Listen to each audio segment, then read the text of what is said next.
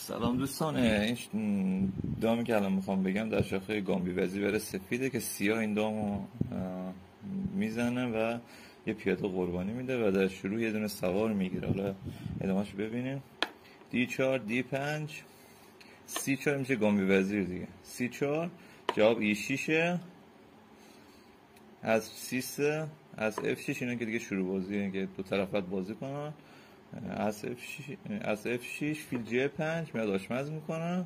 کلا شاخه‌ای که تو گامبی وزیر همه بازی میکنن دیگه. بعد سیاه اینجا میاد حرکت عجیب از D7 رو انجام میده و پیاده D شو قربانی میده، چون الان اگه سفید با C D رو بزنه و با E D رو بزنه سیاه، سفید میتونه از در D5 بزنه، اسبش آچمزه. این حرکت دامه، یعنی سیاه این حرکت رو برای دام میزنه و یه پیاده قربانی میده و ببینید که چیری سوار میگیره. حالا در ادامه سفید اینجا میگه این پیاده مرکز که مفته، اینو بزنیمش. D5 رو میزنه، ای در D5. اینجا سفید با اسب D5 رو میزنه، اسب آچمزه دیگه، نمیتونه با اسب بزنه. حالا چیکار میکنه؟ سیاه میاد قربانی وزیر میده، اسب در D5 میزنه. سفید میگه وزیر مفته دیگه، میزنمش.